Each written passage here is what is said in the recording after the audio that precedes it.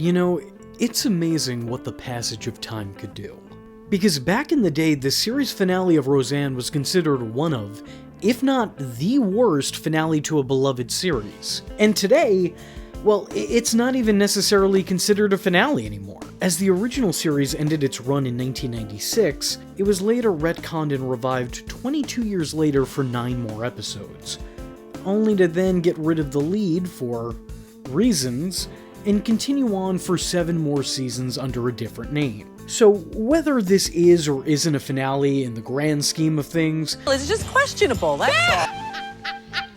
However, the quality of this episode has never been called into question, because it is very universally disliked. The final 2-part finale of Roseanne, Into That Good Night, was not a good goodbye.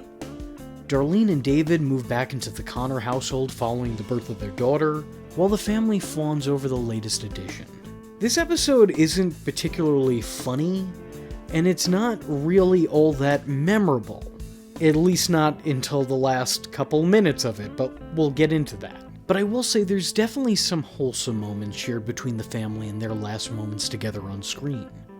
I think this 2-parter's biggest issue is that its runtime is definitely a little bit too far stretched out, especially for an episode lacking a real plot or, well, quite frankly, conflict. There's some misunderstanding between Roseanne and Darlene, with Darlene misinterpreting a conversation with her mother, believing that she wants her stay to be short-lived, but a conversation later and it's fixed. It's a sweet episode, but it's not a very interesting one. This would be a run-of-the-mill standard boring buy. A forgettable end to an otherwise unforgettable show. Definitely not a highlight of the show that it's a part of, but the standout highlight of the season that it was a part of for sure. Because by the time we hit the last season of Roseanne, every episode felt like a different mistake. And it seems like those putting things together felt that way as well, as they decided to retcon the entire season and in some ways, well, the show itself. And all of this was done in the final moments of the final episode. Because out of nowhere, in the midst of a packed kitchen table scene, the type the show was known for, especially in its openings, the 2-parter ends with a bombshell reveal, showing the events of the series as a whole were a fictional work written by the fictional Roseanne based on her own fictional life. It's a series in which Roseanne rejects reality and substitutes it with her own. Amongst other things, Roseanne turns her gay sister straight, her straight mother gay, and her broke ass a millionaire. She also switches the boyfriends of her daughters for some reason, and keeps her husband Dan alive.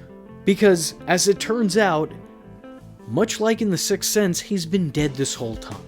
It was always a strange choice to leave the audience with an atmosphere they're alien to, rather than giving a comforting and definitive send-off of something they loved. But to especially just drop this on them last minute, that's a lot of information to try to take in and then try to figure out what to do with. It's a lot of changes last minute to the status quo, all in the name of what? It doesn't help or fix the narrative. It doesn't offer up a new perspective on the show that fans had invested almost a decade in. It just pulls the rug out from underneath its fan base. And they never managed to justify this crazy creative decision either. There was no positive to this whatsoever. I believe this decision was made to have the show's last minute separate itself from the poorly received last season. But in separating itself from Season 9, it also separated itself from the last 8 seasons that came before it, completely rewriting history in the last 10 minutes of a 9-year-long run. In an effort, I guess, to make some fans happy, they only managed to make everybody understandably upset. Its placement on the show is especially confusing because it's such a sad and somber ending to what was otherwise maybe the most goofy, camptastic season of the show to begin with. They didn't even really end their story, they just sort of acknowledged that it was a story and rolled the credits. This has got to be one of the weirdest ways to end a show. And it's no wonder it got retconned all these years later. Although continuity-wise that becomes a little confusing because in the fake world, Dan's dead. But then, the fake book based on her fake life, Dan is alive. And then when they reboot the show, Dan is dead in the book, so I don't know. Makes about as much sense as anything else in the story anyway. I don't know if I would say that this was the worst series finale, but I think that it's probably the most disappointing series finale. If this was all they had to offer in terms of a goodbye, I think I would have preferred if the show just quietly ended. I was fine with just watching reruns, hoping that someday I'd catch a new episode that was never going to come. I was okay with that. I would take that over this. With that being said, if you enjoyed this episode the way that I didn't enjoy making it, and you'd maybe be interested in seeing a series retrospective on the show in question, let me know in the comment section below by leaving a comment saying, Try to watch Roseanne! I am vengeance.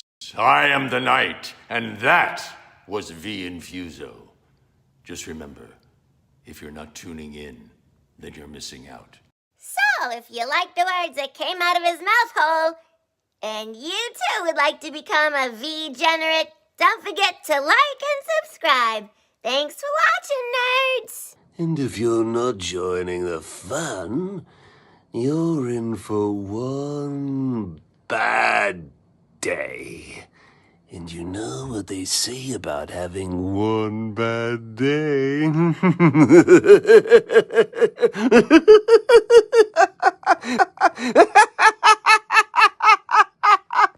Catch him next time. Same bat time. Same bat channel.